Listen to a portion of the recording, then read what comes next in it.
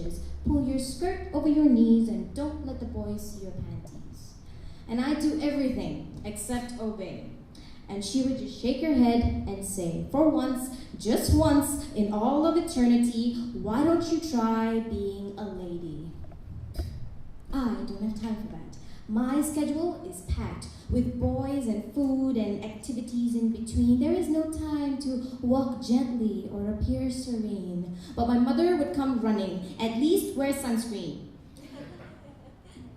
See, I never understood what made a lady a lady. Was it the way she did her hair or clipped her heels, or the way she laughed appropriately? Or was it how she flaunted her hips from side to side? What was woman enough? Or was I enough to be woman? Whose idea was that anyway? Till one day, I looked in the mirror and saw a figure staring back, defying all laws of feminine propriety and dressed in slacks.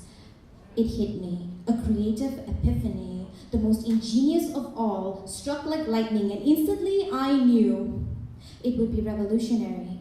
It would be stunning. Brace yourself, world, for I am about to create the lady. And why not? Everybody was doing it already. If magazines can Photoshop womanhood and facial wash can bring out your inner beauty, then I will define what kind of woman I will be. Because no longer will I succumb to propaganda or be part of L'Oreal and Sunsilk's twisted agenda. No longer will I bend over or have my brain shaped by a cookie cutter or have my body squeezed to fit a template of someone too skinny.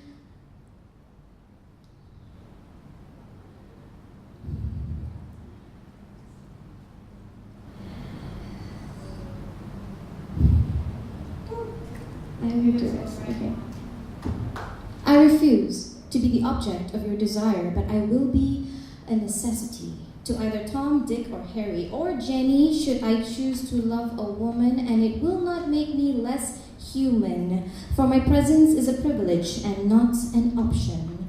I may not be Princess Diana or Kate, but I will have a William, holding an umbrella above my head when days are rainy and solemn, and together we'll raise a kingdom of sons who will look after our daughters, who will have my vision and his eyes, and he will be kind and pay me enough attention, and I will love him so much, too much, ridiculously, like I will never run out of affection.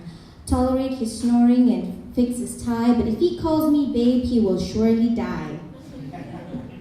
My values will be written in cursive as Jane Austen, for I have my pride and prejudice against the policeman who questioned my sense and sensibility when I drove past 120 to escape the mistakes of a past of insecurities. And I will not speak when I am spoken to, only when I choose to speak the words of wisdom and truth. And yes, I will bake my cake and eat it too.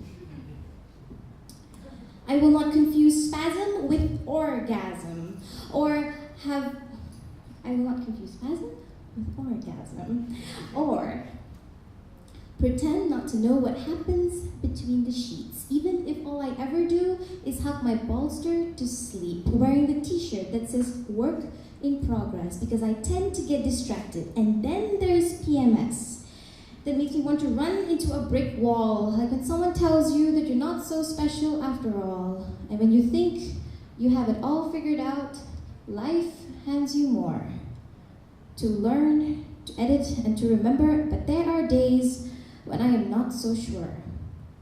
And maybe I should have gathered all the advice from my mother, write them down in notebooks and pin it on walls, next to posters of my knowledge and experiences, and have it etched into the corners of my memory as I fit the pieces of the puzzle which is me, for I am still trying to be a lady.